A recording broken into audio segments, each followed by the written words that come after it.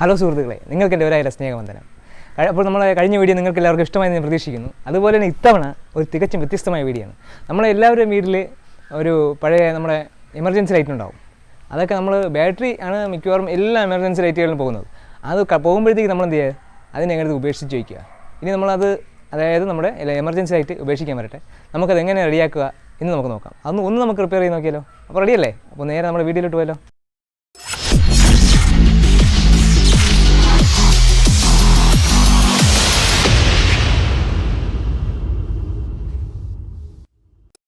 അപ്പോൾ നമ്മുടെ വീട്ടിലുള്ള പണ്ടൊക്കെ നമ്മൾ ഉപയോഗിച്ചിരുന്ന ഒരു ലൈറ്റാണ് എമർജൻസി.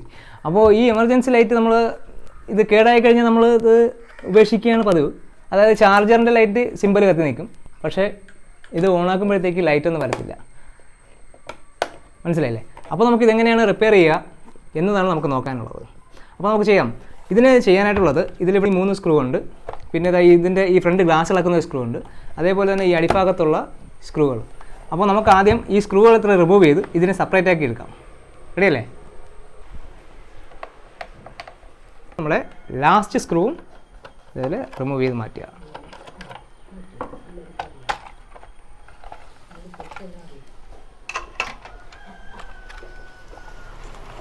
ഇപ്പോൾ നമ്മുടെ മൾട്ടിമീറ്ററിൽ DC വോൾട്ടിലിട്ടതിന് ശേഷം ഇതിലിപ്പോൾ വോൾട്ട് ഉണ്ടോ എന്ന് നമുക്ക് ചെക്ക് ചെയ്ത് നോക്കാം. അപ്പോൾ ഈ ബാറ്ററിയിൽ ഇപ്പോൾ വോൾട്ട് ഇല്ല. നമുക്കൊന്ന് കറണ്ടിൽ കണക്ട് ചെയ്ത് നോക്കാം. അതായത് ഇതിൽ ചാർജിങ് വോൾട്ടേജ് വരുന്നുണ്ടോ എന്ന്.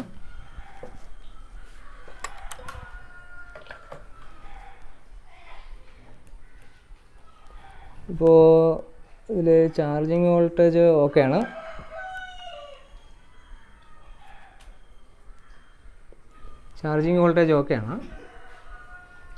അപ്പോൾ നമുക്ക് ഇതിൻ്റെ ബാറ്ററി റിമൂവ് ചെയ്തതിന് ശേഷം പുതിയൊരു ബാറ്ററി കണക്ട് ചെയ്ത് നോക്കാം. ബാറ്ററിയുടെ വയർ കൂടെ റിമൂവ് ചെയ്യാം.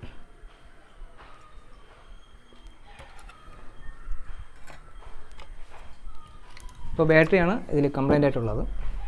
നമുക്കിനി ഒന്നുകൂടെ ഇതിൻ്റെ വോൾട്ടേജ് ഒന്ന് ചെക്ക് ചെയ്യാം.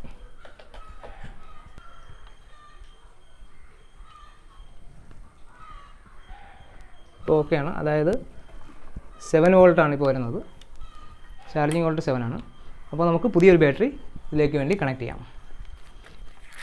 ഇത് നമുക്ക് ഇലക്ട്രോണിക്സ് ഷോപ്പുകളിൽ നിന്ന് വാങ്ങിക്കാവുന്നതാണ് പുതിയ ബാറ്ററി. ഇതിന് വലിയ വിലയൊന്നും വരുന്നതല്ല. ഇതിൻ്റെ പിന്നുകളിൽ നമുക്ക് ഈ വയർ കണക്ട് ചെയ്യാം. നമുക്ക് പുതിയ ബാറ്ററി കണക്ട് ചെയ്യാം. അതിനായിട്ട് റെഡ് വയർ പോസിറ്റീവാണ്. പോസിറ്റീവ് നമുക്ക് റെഡിലും, നെഗറ്റീവ് ബ്ലാക്ക് വയർ അത് നമുക്ക് നെഗറ്റീവ് സൈഡിലും സോൾഡർ ചെയ്ത് പിടിപ്പിക്കാം.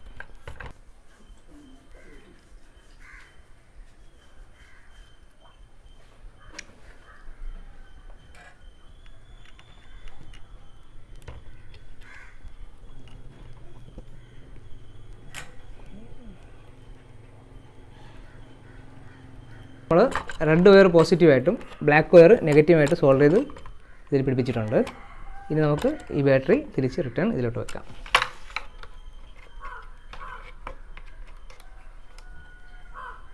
ഇനി നമ്മുടെ ലൈറ്റ് വർക്കിംഗ് ആണോ എന്ന് ചെക്ക് ചെയ്ത് നോക്കണം. അതിനായിട്ട് ഇതിൻ്റെ സ്വിച്ച് ഒന്ന് ഓൺ ചെയ്ത് നോക്കാം.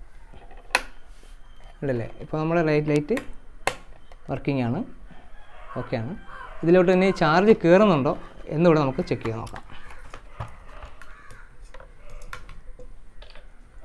ഇപ്പോൾ നമ്മുടെ ലൈറ്റ് കറക്റ്റായിട്ട് വർക്കിംഗ് ആണ്. അതായത് ചാർജ് കയറുന്ന സമയത്ത് കട്ട് ഓഫ് ആവുകയും തിരിച്ച് റിട്ടേൺ ചാർജ് ഓഫ് ആവുന്ന സമയത്ത് റിട്ടേൺ ആവുകയും ചെയ്യുന്നുണ്ട്.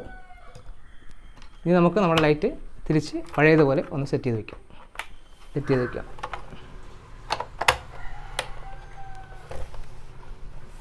ഇനി നമ്മുടെ സ്ക്രൂകൾ ഇതിൽ അതായത് സ്ഥാനങ്ങളിലേക്ക് ചെയ്യാം.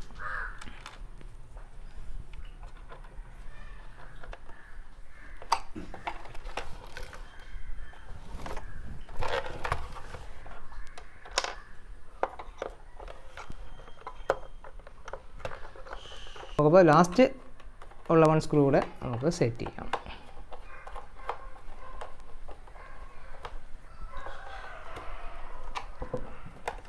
ഇത് നമ്മുടെ ഗ്ലാസ് തിരിച്ച് റിട്ടേൺ സെറ്റ് ചെയ്യാം.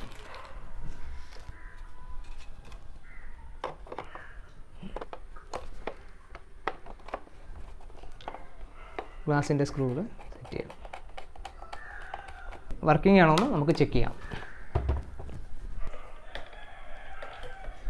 ഇപ്പോൾ ചാർജ് കയറുന്നുണ്ട്. ഇത് നമ്മൾ കറണ്ട് പോകുന്ന സമയത്ത് വർക്കിംഗ് ആണോ എന്ന് നോക്കാം. കണ്ടില്ലേ, ഇപ്പോൾ നമ്മുടെ എമർജൻസി ലൈറ്റ് കറക്റ്റായിട്ട് വർക്കിംഗ് ആണ്. ഇത്ര സിമ്പിളായിട്ട് നമുക്ക് എല്ലാവർക്കും തന്നെ ചെയ്യാവുന്ന ഒരു കാര്യമാണിത്. അതായത് നമ്മൾ പലരും ഈ എമർജൻസി ലൈറ്റ് കേടായി കഴിഞ്ഞാൽ എടുത്തങ്ങ് ഉപേക്ഷിക്കാറാണ് പതിവ്. ഇനി ഉപേക്ഷിക്കാൻ വരട്ടെ, സിമ്പിളായിട്ട് തന്നെ ഇനിയും എമർജൻസി റിപ്പയർ ചെയ്യാം. ഹലോ, അപ്പോൾ നിങ്ങൾക്ക് എൻ്റെ വീഡിയോ ഇഷ്ടമായെന്ന് ഞാൻ പ്രതീക്ഷിക്കുന്നു. അതേപോലെ തന്നെ നമ്മുടെ വീഡിയോ സബ്സ്ക്രൈബ് ചെയ്യാതെ കാണുന്നവരുണ്ടെങ്കിൽ ദയവ് ചെയ്ത് സബ്സ്ക്രൈബ് ചെയ്യുക, ബെല്ലൈക്കൻ എനേബിൾ ചെയ്ത് വയ്ക്കുക.